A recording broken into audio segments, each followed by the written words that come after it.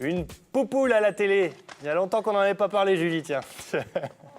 Ouais, des poupoules. Regardez, il y en a 3 là, vous le prix d'une. Elles ont essayé de vous parler, Thibaut, mais quand vous avez parlé, elles ont arrêté. Voilà. Paul, on est avec les producteurs que vous avez présentés. On l'a vu tout à l'heure, Thérèse, Joël, qu'on connaît très bien avec ses fromages de chèvre. Et puis Thérèse, c'est ça, Marie, Joël, Thérèse, qu'on va venir voir après. Regardez, on a un petit marché de produits locaux juste pour nous. C'est quand même la classe d'être à Picardie matin, Paul. Oui. Allez, on revient vous voir tout de suite. Prenez pas trop le soleil, quand même, faites attention. Réchauffez-vous. On a vu le champ de blé. Donc on a vu le champ de blé. Il y a aussi les champs de colza qui étaient plus loin. Tout à fait. Et après, donc une fois que tout est moissonné, vous entreposez ici avec Jean-Louis. Ici, donc voilà, donc tout est déversé dans ce bâtiment. Donc ça fait des montagnes, ça fait des tas de donc quasi on en a pas mal ici. Donc on moissonne avec la batteuse qui est là. Dans laquelle on est monté discrètement sans que Jean-Louis le sache au début. Donc on entrepose tout ici et ensuite donc on va faire le travail d'après moisson. Donc on a un refroidisseur à grains. Donc on plante la vis qui est là-bas. Le grand tube là-bas. Le grand tube métallique. Ce grand tube métallique, on le plante dans l'état de blé, on va le refroidir pour éviter que le blé parte en fermentation. D'accord. Donc on fait ça la nuit puisque la différence de température entre le jour et la nuit permet au blé de se refroidir.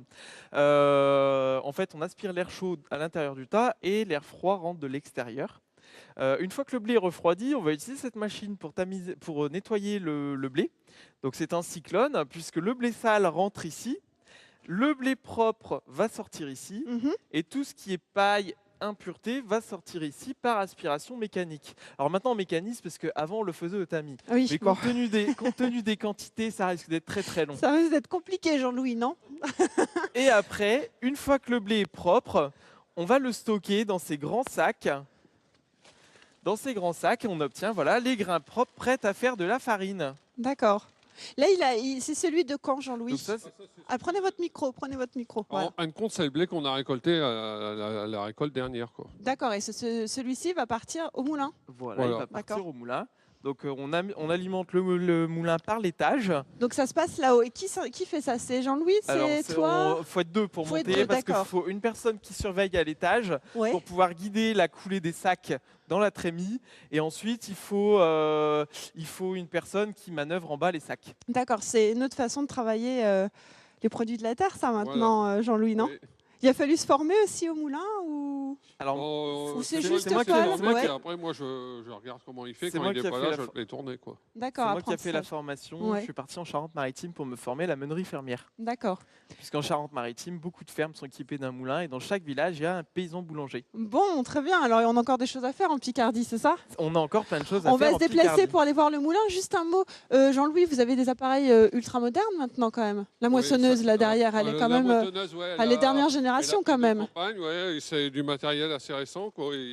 Et c'est vrai qu'aujourd'hui, il faut du matériel assez récent pour pouvoir être productif.